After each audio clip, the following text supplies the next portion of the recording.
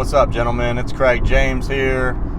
Give your boy a follow on Twitter. The handle is Masculine Design. This morning, I would like to address the topic of being a bold man. Now, there are many different directions that I could take with the discussion of being bold. Talk about saying what needs to be said in the moment. Talk about the demeanor with which we present our ideas, and they all apply. But the aspect of boldness that I'd like to talk about this morning is in the way that we present our ideas, the way that we project our voice as we are speaking to others, the calm and measured tenor that we use as we are engaging with others, even when they might be having an emotional reaction to what we're saying. Because what I see is in this nice guy culture that we live in, that a lot of men shy away from saying what needs to be said when they are engaged in conversation with others. They know they need to say something, or they feel compelled to tell whoever it is they're engaging with that they are wrong about something, or give them something of value that they need to hear, but they don't share it because they know that the person on the receiving end might take offense to it. They might be offended because it convicts them into thinking about some action that they should be taking that they're not. It might be an idea that they haven't thought through all the way, and so they aren't ready to receive the idea that's going to be communicated.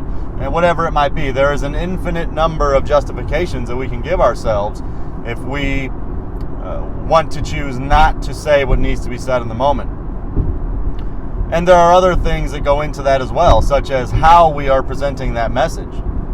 It doesn't matter how valuable the message you have to share with somebody else might be. If you're fumbling over your words, if you can't hold eye contact, if you're not projecting your voice, if you are soft-spoken in what it is that you are conveying to them, that message is likely to fall on deaf ears.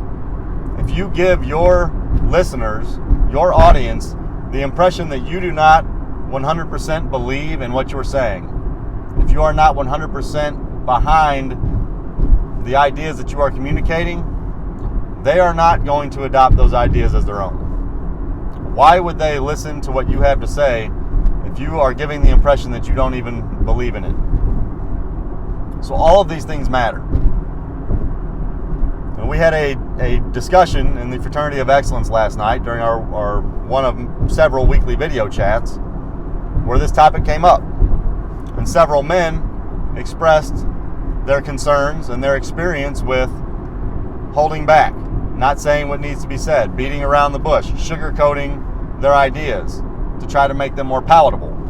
And while that seems like it might be helpful in the moment because it may mitigate the risk of those who hear the message being triggered or having some emotive response, it's ineffective. And that's the problem. Yes, sometimes a bold word will convict somebody. Yes, sometimes a bold word will make somebody react in a way that can be perceived as negative in the moment. However, that is what catalyzes change in somebody's life. When you say a word to somebody that they haven't heard or they didn't want to hear, but they know they need to hear it, their initial reaction is always going to be negative. Almost always. You may be engaging with a very intellectually honest person, and they may take to heart what you're saying immediately, accept it, and things are all good. That's not generally how it goes. They're going to be convicted. They're going to be confronted with an idea that is uncomfortable for them. They're going to be confronted with an idea that you are presenting boldly that forces them to rethink something that they had previously believed or something that they had been suppressing that they know they need to be addressing. That's okay. That doesn't mean your boldness is something that should be shied away from, or that you giving a bold message isn't the way to go about presenting your ideas.